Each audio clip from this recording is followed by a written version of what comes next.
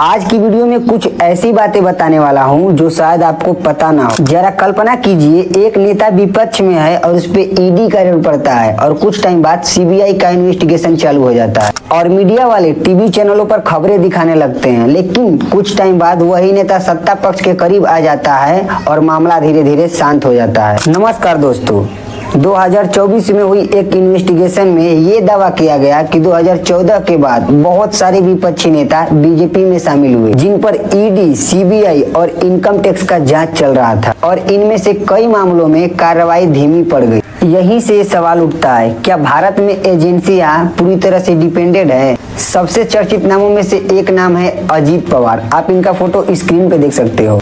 इन पर Maharashtra state cooperative bank मामले में लगभग 25,000 करोड़ का घोटाला और हेराफेरी का आरोप लगा था। ईडी का इन्वेस्टिगेशन हुआ, पॉलिटिक्स बयान हुए, मीडिया वाले लगातार कवरेज दिखाते रहे, लेकिन जब पार्टी बदले तो मामला शांत पड़ गया। अशोक चौहान, इनका नाम अशोक हाउसिंग स्कैम में आया था। इन पर आरोप ये लगा था कि कायदे कानून को तार पे रख के कुर्सी का रवाब दिखाकर घरों के अलाटमेंट में बड़ी हेराफेरी की गई थी। इस मामले का चर्चा भी पूरे देश में था, लेकिन बीजेपी ज्वाइन करने के बाद ये मामला भी शांत पड़ गया। अब बात करते हैं हेमंता बिस्वा शर्मा की। इनका नाम भी शारदा चिट फंड स्कैम के दौरान चर्चा में आया था। 2,500 करोड़ रुपए का चिट फंड का स्कैम इन पर भी था। सीबीआई वाले पूछताछ किए और राजनीतिक आरोप लगे, लेकिन बीजेपी में आने के बाद ये मामला धीरे धीरे पब्लिक डिबेट से गायब हो गया। अब बात करते हैं शुभेंदु अधिकारी की। इनका नाम नारद स्टिंग ऑपरेशन में आया था, जहां इन पर कैश लेने के गंभीर आरोप लगे थे। इनका स्टिंग वीडियो नेशनल हेडलाइन बन गया था, लेकिन बीजेपी ज्वाइन करने के बाद ये भी धुल गए। वाईएस चौधरी, इन पर भी बैंक लोन, धोखाधड़ी और मनी लॉन्ड्रिंग के आरोप लगे थे। रिपोर्टर्स के मुताबिक सैकड़ों करोड़ रुपए की प्रॉपर्टीज की जांच हुई थी, लेकिन बीजेपी ज्वाइन करने के बाद ये भी धुल गए।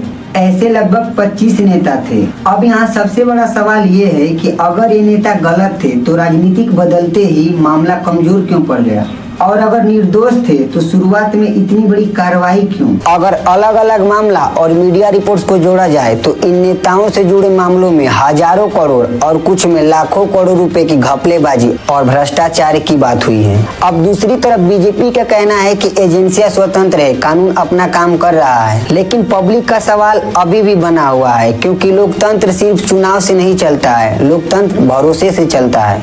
और जब लोगों को लगने लगे कि इन्वेस्टिगेशन सिर्फ राजनीति देखकर बदलती है और कानून सबके लिए बराबर लागू नहीं हो रहा है, तब सवाल सिर्फ नेताओं पे नहीं, सिस्टम पे उठता है। ऐसे लोग सिस्टम संभाल रहे हैं जो खुद दागदार हैं और आप उनसे उम्मीद लगाए हैं कि ये देश का विकास करेंगे। आपको क्या लगता है, सच में कोइंसिडेंस है या भारत की राजनीतिक पॉलिटिक्स में सच में वॉशिंग मशीन पॉलिटिक्स चल रहा है?